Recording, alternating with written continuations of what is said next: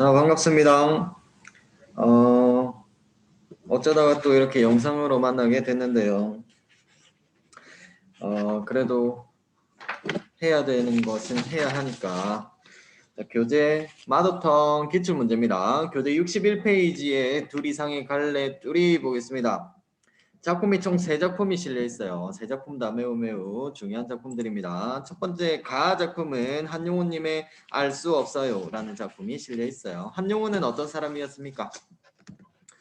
만해 한용우님께서는 주로 1920년대 일제강점기에 작품 활동 많이 하셨고요. 그리고 다양한 직업을 가지고 있다 그랬습니다. 어떤 직업?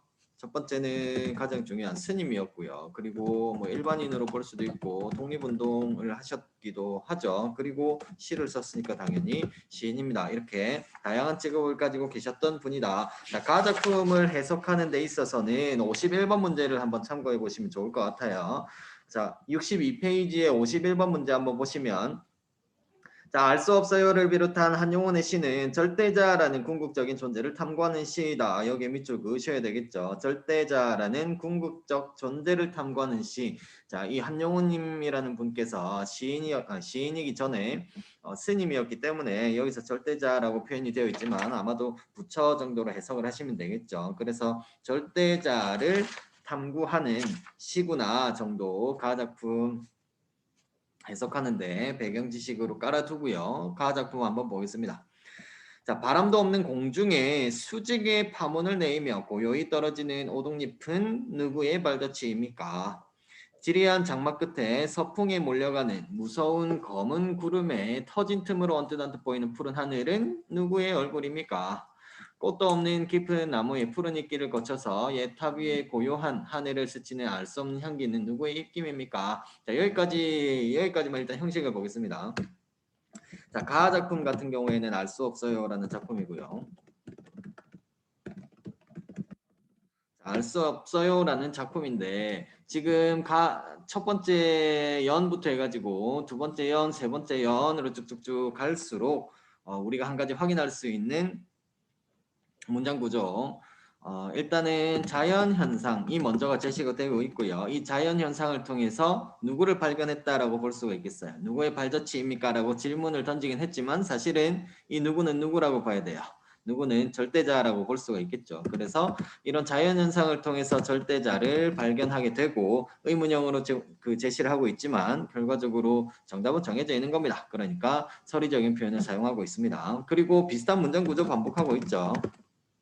비슷한 문장 구조, 다른 말로 동사 구조라고 그랬습니다. 동사 구조의 반복을 통해서 운율 형성하고 그리고 의미 강조한다.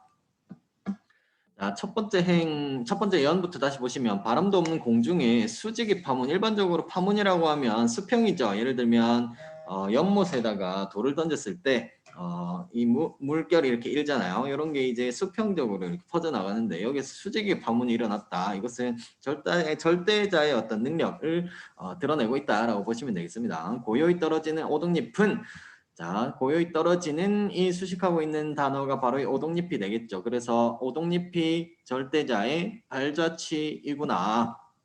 그 다음 지리한 장마는 세모 표시하겠습니다. 지리한 장마 그리고 서풍에 몰려가는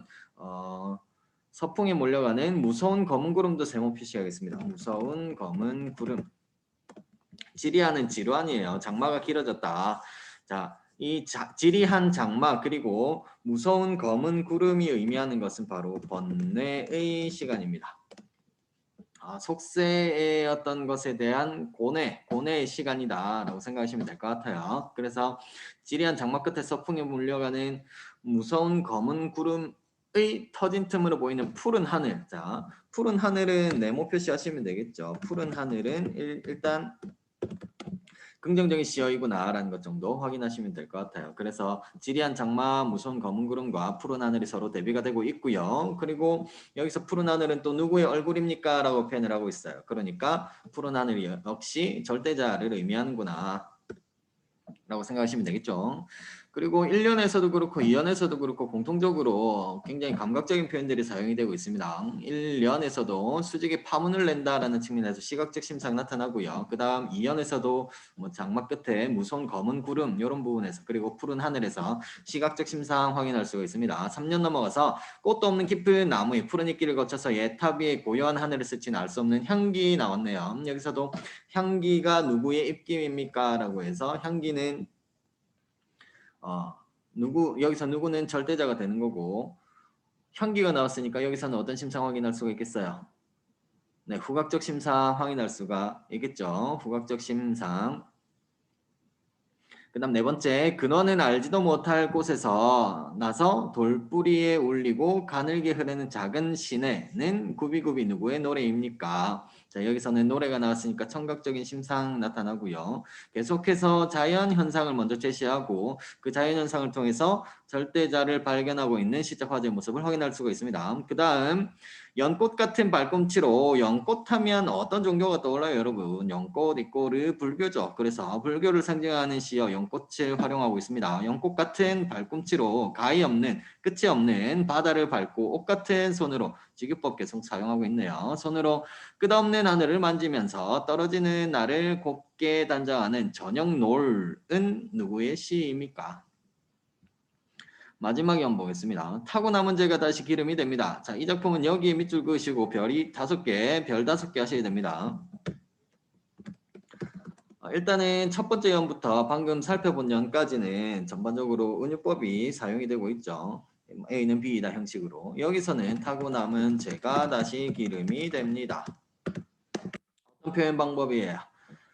타고 남은 재가 다시 기름이 돼요. 그러면 계속 쓸 수 있겠네요. 현실적으로 불가능하죠. 그래서 역설법이 쓰이고 있구나. 별이 5개라 그랬습니다. 논리적으로 이치에 맞지 않지만 그 속에 어떤 깊은 뜻을 담는다. 혹은 삶의 진리를 담고 있는 경우에 역설법이라 그랬습니다. 논리적으로 이치에 맞지 않지만 그 속에 깊은 뜻이 담겨 있거나 삶의 진리를 담고 있는 경우에 그래서 타고 남은 재가 다시 기름이 된다. 불가능하지만 이게 어디에 쓰이느냐 뒤에 제시가 되어 있습니다. 그칠 줄을 모르고 타는 나의 가슴엔 누구의 밤을 지키는 밤 세모 표시하겠습니다. 등불이 밤을 지키고 있으니까 일단 밤이라는 것은 부정적인 시어다라는 것을 확인할 수가 있겠죠. 밤을 지키는 약한 등불입니까? 약한 등불. 이 약한 등불은 누구를 의미하는 거예요? 자기 자신을 의미한다라고 보시면 되겠죠. 타고 남은 재가 다시 기름이 되어서 계속해서 자기를 희생하는 자기 희생적인 태도 그리고 희생에 대한 의지 누구를 위해서 임을 위해서 희생하려는 의지를 확인할 수가 있고 그리고 다시 기름이 되어서 다시 자신을 태울 수 있다라는 측면에서 불교의 윤회 사상까지 확인할 수가 있습니다. 그래서 임을 위해서는 나는 한없이 밤을 밝히기 위해서 나를 희생해서 밤을 밝히겠다라고 자신의 희생 의지를 밝히고 있는 작품입니다. 그래서 이 작품의 주제 같은 경우에는 절대적 존재에 대한 동경과 구도정신. 구도정신은 도를 추구하는 것을 구도정신이라고 합니다. 자, 이 작품의 특징 1번 통사구조 반복하고 있습니다. 통사구조 반복해서 의미 강조하고 운율 형성합니다. 그 다음에 다양한 감각적 이미지 활용하고 있죠. 첫 번째 연에서는 시각, 그리고 두 번째도 시각, 세 번째 후각, 네 번째는 노래 부르고 있으니까 청각 이런 것들 다양한 감각적 이미지 심상이죠. 다양한 심상이 쓰이고 있다. 그 다음 세 번째는 말투를 한번 보시죠. 말투를 보시면 뭐 씁니다. 입니까? 이렇게 경어체를 활용하고 있습니다. 경어체는 남성적이다, 여성적이다, 여성적인 어조다라는 것을 확인하셔야 되고요. 마지막 네 번째 문형으로 종결하고 있습니다. 이것은 답은 정해져 있어요. 설이라고 볼 수가 있을 것 같아요. 그리고 제목 같은 경우에는 자 제목을 보시면 알 수 없어요라고 되어 있는데요. 사실은 이 작품에서 화자는 어떤 자연 현상을 통해서 절대자를 발견했어요? 발견하지 못했어요? 발견했죠. 그래서 절대자라는 것을 인지를 했단 말입니다. 그러니까 알 수 없는 것이 아니라 이미 알고 있는 거예요. 그래서 제목을 통해서는 뭐 학교마다 다르긴 하지만 단어적 표현이 사용이 되었다라고 설명하는 학교도 있습니다. 그래서 이 정도 참고해 두시면 될 것 같고, 다음 나 작품 보겠습니다. 나 작품. 나 작품은 장성남님의 배를 매며라는 작품입니다. 이 작품은 시적 화자가 배를 매는 경험을 통해서 이 배를 매는 경험과 사랑을 연결시키는, 그래서 나 작품. 이 작품에서는 배를 매는 경험, 배를 정박시키는 경험을 통해서 사랑이 시작이 된다라는 것을 드러내고 있어요.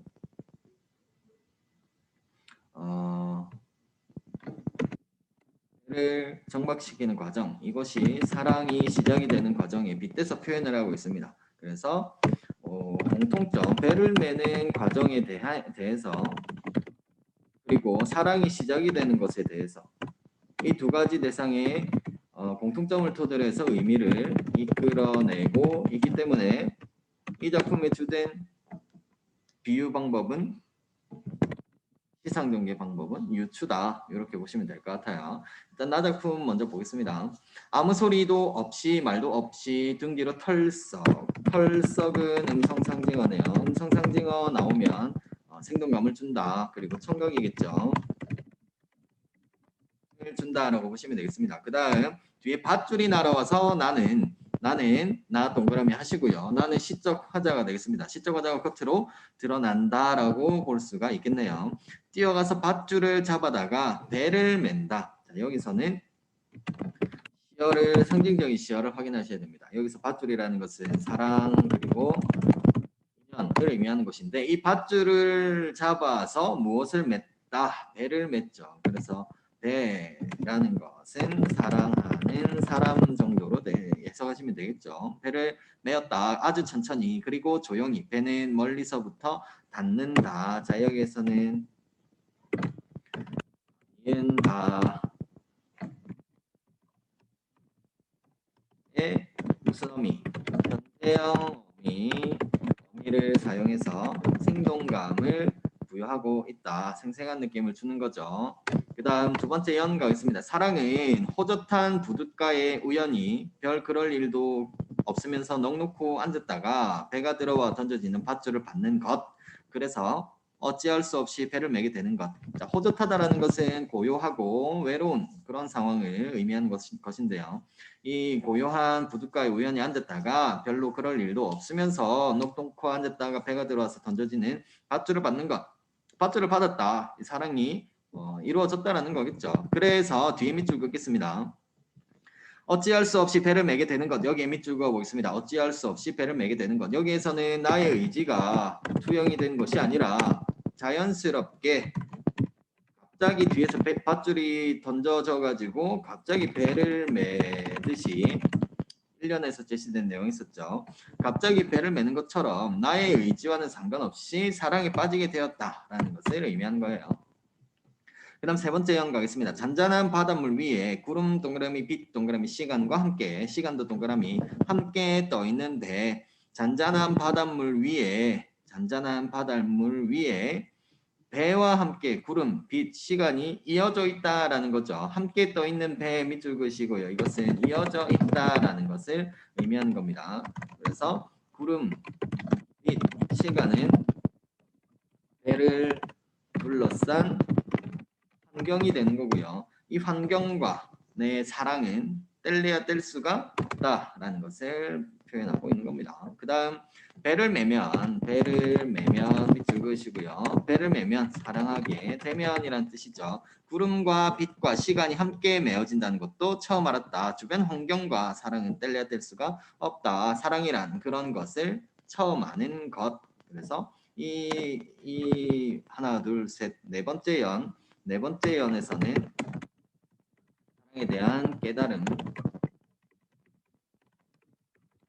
드러내고 있구나. 이 정도 보시면 될 것 같습니다. 자, 그 다음 빛 가운데 배는 울렁이며 온종일 떠 있다. 자, 여기서는 배는 울렁이며 밑줄 그어 보겠습니다. 배가 울렁인다라는 것은 사랑의 감정에 대해서 설렘의 감정을 이렇게 배가 울렁인다라고 표현을 하고 있다. 이렇게 생각하시면 될 것 같습니다. 그래서 이 작품은 먼저 시어를 보시면 밧줄은 사랑과 그리고 인연을 의미하는 것이고 부둣가는 일단 공간적 배경이 되겠죠. 무슨 공간이냐면 사랑이 시작이 되는 공간이다라고 보시면 되고 아까 전에 동그라미 쳤던 시어들 있죠. 구름, 빛, 시간 얘네들은 그 세 개 이어져 있는 세 개 그리고 환경 정도로 생각하시면 되겠습니다. 그리고 어조 같은 경우에는 담담하게 자신이 경험했던 상황에 대해서 제시를 하고 있구나. 그리고 이 작품의 특징 한 가지만 더 살펴보면 화자의 1년에서 보시면 등 뒤로 밧줄이 날아오는 상황을 제시하고 그리고 배를 매는 구체적인 경험을 제시해서 시선을 불러 있구나. 이 정도 확인하시면 될 것 같습니다.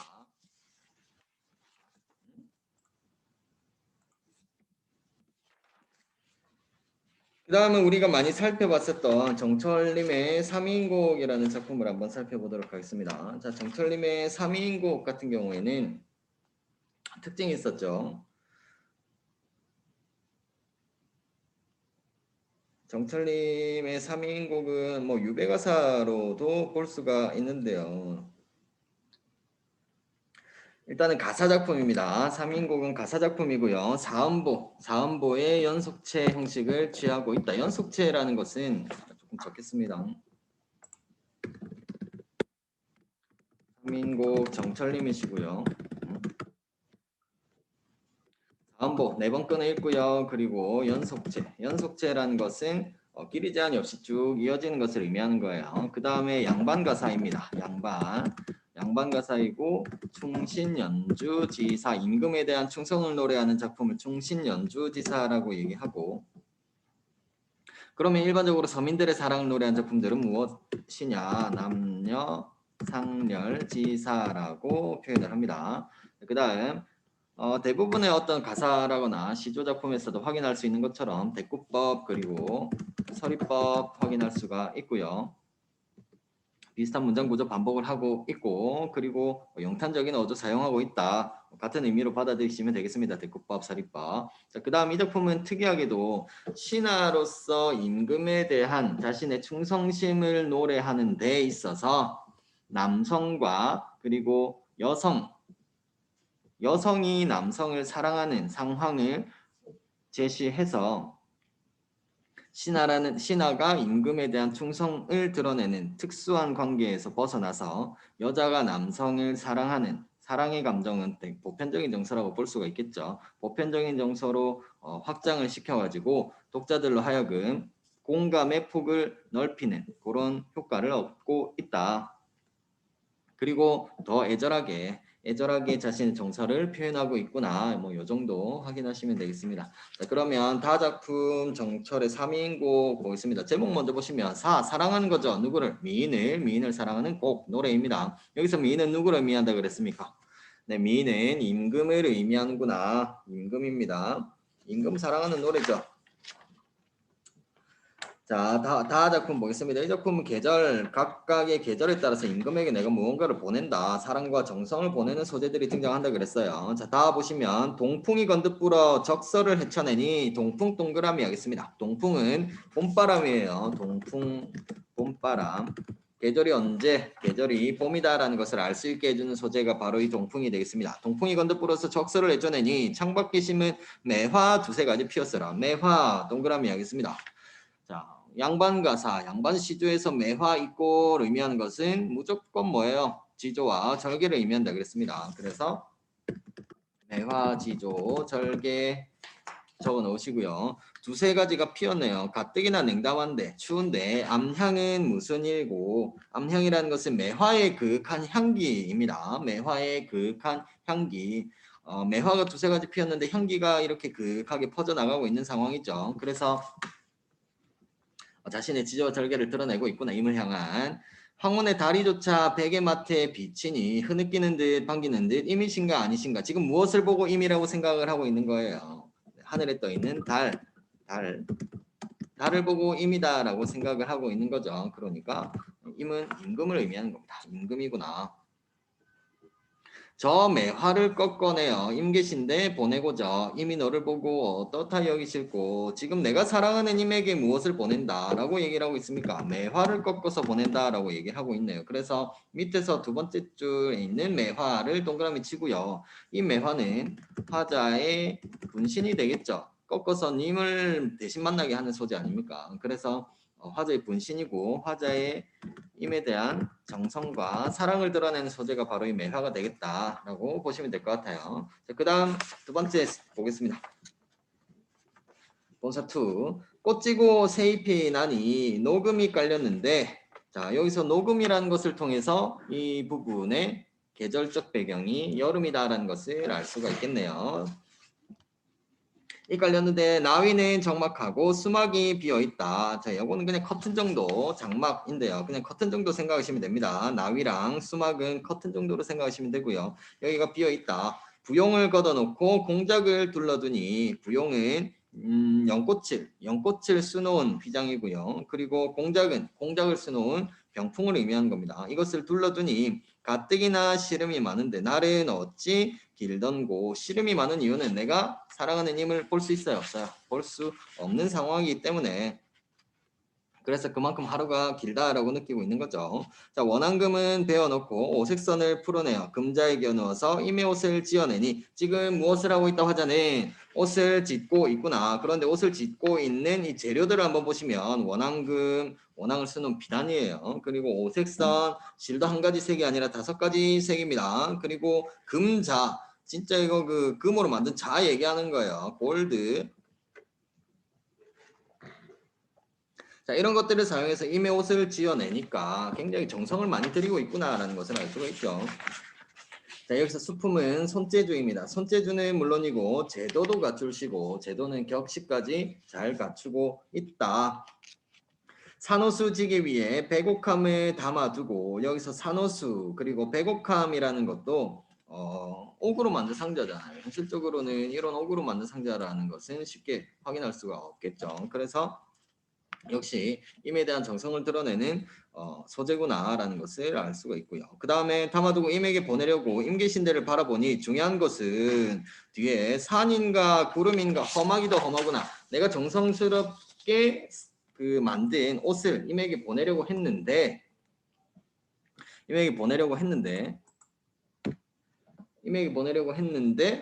임에 계신 데를 바라보니까 무엇이 산과 구름 때문에 험하다. 천리말리길엔 유라서 찾아갈 것. 지금 쉽게 찾아갈 수가 있다 없다. 쉽게 찾아갈 수가 없는 상황이구나. 그래서 이 산과 구름이라는 것은 세모 표시하시고요. 긍정적입니까? 부정적입니까? 네, 부정적이죠. 그래서 장애물의 역할을 하고 있고 구체적으로는 간신이구나. 요 정도 파악하시면 될 것 같습니다. 그 다음 천리말리길엔 유라서 찾아갈고 가거든 열어두고 나인가 반기실까.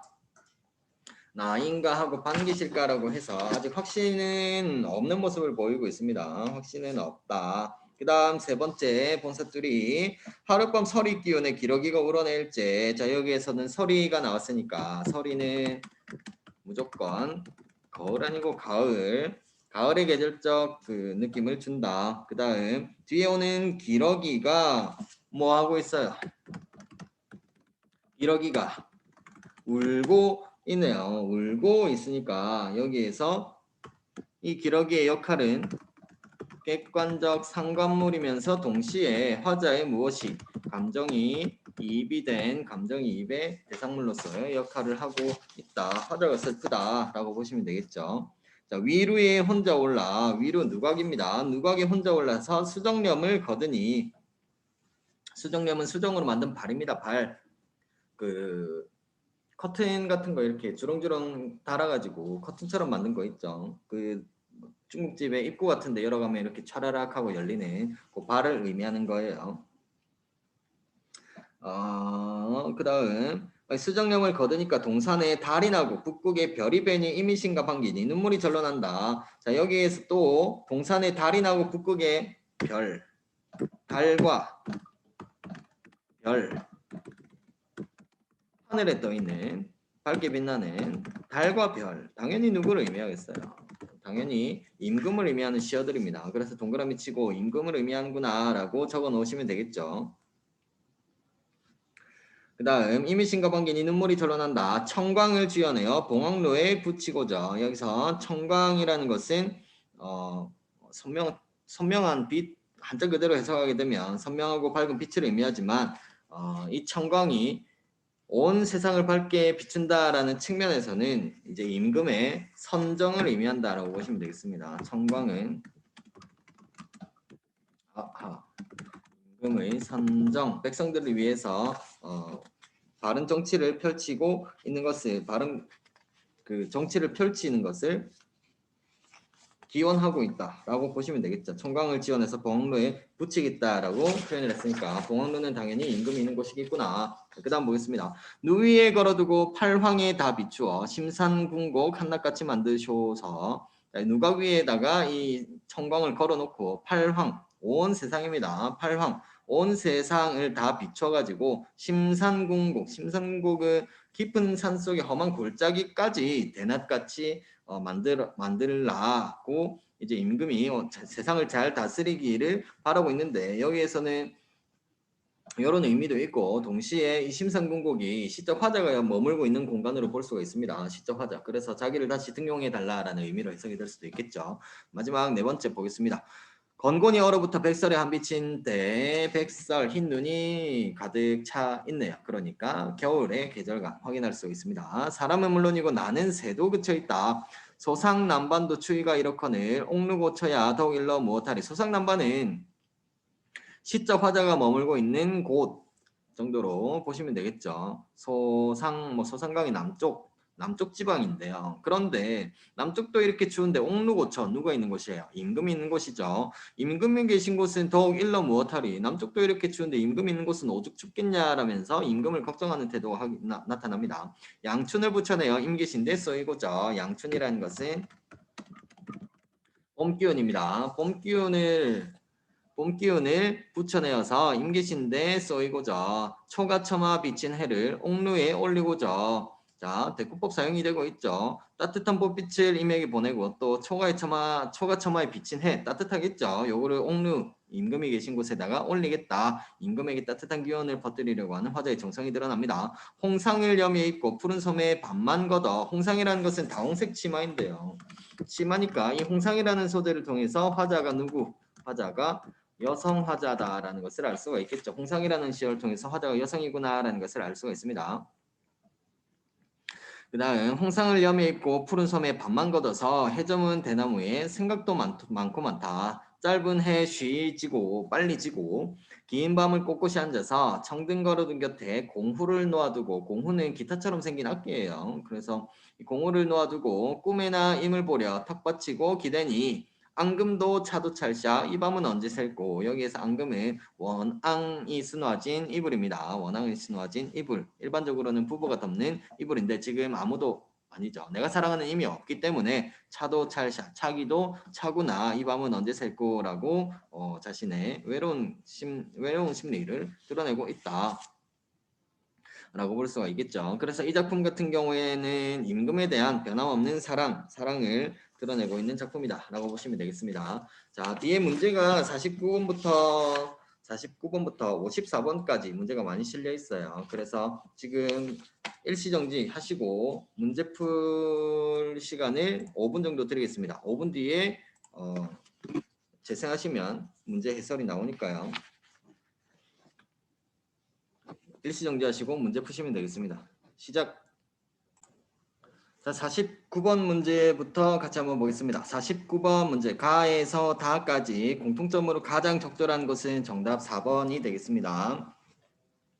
1번부터 보시면 자연물에 인격을 부여하여 대화의 상대로 삼고 있다라고 되어 있는데요. 자연물에 인격을 부여하는 것은 다의 매화를 너라고 칭하고 있는 부분. 그래서 인격을 부여하고 있고 대화의 상대로 삼고 있다. 이미 너를 보고 어떻다 여기 싫고 라고 해서 이 부분에서 확인을 할 수가 있겠죠. 그런데 나머지 가 작품 그리고 나 작품에서는 이런 부분을 확인할 수가 없습니다. 그 다음 2번 대화체와 톡백체를 교차하여 극적 효과를 높이고 있다라고 되어 있는데요.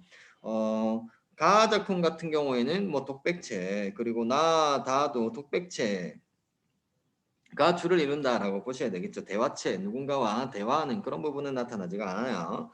그 다음 3번 색채어를 활용하여 시의 분위기를 다채롭게 형성하고 있다. 색채어 시각적 심상 확인하시면 될 것 같은데요.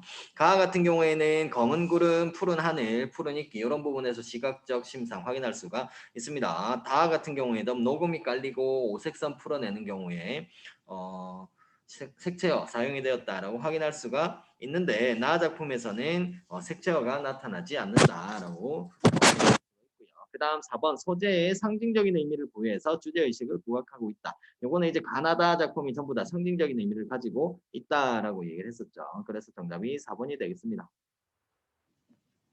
50번 문제는 정답이 1번이에요. 너무 쉬운 문제였습니다. 가는 구조가 유사한 문장을 반복적으로 제시해서 시상의 통일성을 부여하고 있다. 자, 이 작품은 1행부터 6행까지 전부 무엇은 누구의 무엇입니까? 라는 비슷한 문장 구조를 반복하고 있죠. 그래서 운율 형성하고 형태적으로 통일감 주고요. 그리고 의미를 강조하는 그런 효과를 나타낼 수가 있겠습니다. 그 다음 51번 문제로 넘어가서 51번 문제 보기를 첨가하여 기억부터 미음에 대한 미음을 이해한 내용으로 적절하지 않은 것은 자 보기는 아까 전에 잠깐 살펴봤었죠. 알 수 없어요를 비롯한 한용운의 시는 절대자라는 궁극적인 존재를 탐구하는 시이다. 동시에 그것은 역설에 의한 구도자로서의 자기 정립 또는 자기 극복의 시이기도 하다.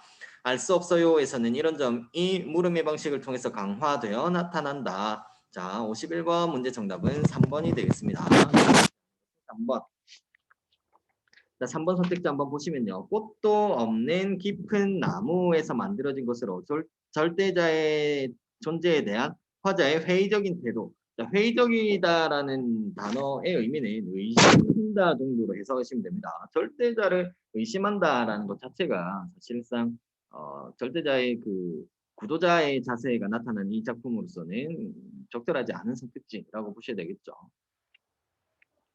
자, 그 다음 52번 문제 A에 대한 감상으로 가장 적절한 것은 A 부분 뭐 배를 메면 구름과 빛과 시간이 함께 메어진다는 것도 처음 알았다. 사랑이란 그런 것을 처음 아는 것. 이 부분 정답은 5번이 되겠습니다. 5번. 사랑의 속성에 대한 화자의 심화된 인식이 나타나고 있다. 깨달음이 나타난다라고 얘기를 했었습니다. 그냥 사랑하는 사람과 사랑하는 것인 줄 알았는데 그게 아니라 그 주변을 그 주변 내가 사랑하는 사람을 둘러싸고 있는 환경 있죠. 구름 그리고 빛 그리고 시간 이런 것들도 다 함께 매어져 있기 때문에 심화된 인식이 나타나고 있다는 것을 알 수가 있고요. 그 다음 53번 나의 부둣과 그리고 다의 수막을 비교한 내용으로 가장 적절한 것은 정답은 53번 문제 정답은 5번이 되겠습니다. 5번. 부둣가는 화자가 사랑에 대한 깨달음을 얻는 공간 부둣가에서 사랑이 시작이 된다 그랬죠. 공간적 배경이면서 동시에 사랑을 깨달음에 얻게 되고 그리고 사랑을 시작하는 공간 여러 가지 의미로 해석이 될 수가 있습니다. 그런데 수막은 사랑하는 사람의 부재를 확인하는 공간 수막 텅 비어 있다라고 표현을 했었잖아요. 수막이 적막하고 비어 있기 때문에 이미 없는 현실을 자각하고 있다라고 보시면 되겠습니다. 그 다음 54번 마지막 54번 문제의 정답은 4번이 되겠습니다. 보기를 바탕으로 달을 이해할 때 적절하지 않은 것은 자 보기 남성 작가가 자신의 분신으로 여성 화자를 내세우는 방식은 우리 시가의 한 전통이다. 궁궐을 떠난 신하가 임금을 그리워하면서 지은 삼인곡도 이 전통을 잇고 있다. 54번 문제의 정답은 4번이 되겠습니다. 추운 날씨에 초가첨에 비친 해는 임금의 자애로운 은혜가 신하가 머물고 있는 곳에까지 미치고 있음을 암시한 것이다. 여기 아니라 아까 양춘하고 이 초가첨에 비친 해를 화자가 어떻게 하고 싶다 그랬습니까? 임금이 계신 곳이 추울까봐 염려가 되어가지고 임금이 계신 곳에 내가 보내고 싶다라고 표현을 하고 있었잖아요. 그러니까 임에 대한 화자의 정성과 사랑을 드러내는 소재가 바로 이 초가첨에 비친 해가 되겠죠. 그래서 초가첨에 비친 해가 임금 이 자애로운 은혜를 드러낸다라고 하는 부분이 틀린 겁니다. 그래서 정답이 4번이 되겠다. 오늘 수업은 여기까지 하고요. 내일도 계속 이어서 진도 나갈 테니까요. 요 자료 준비해 주시면 되겠습니다. 여기까지 하겠습니다.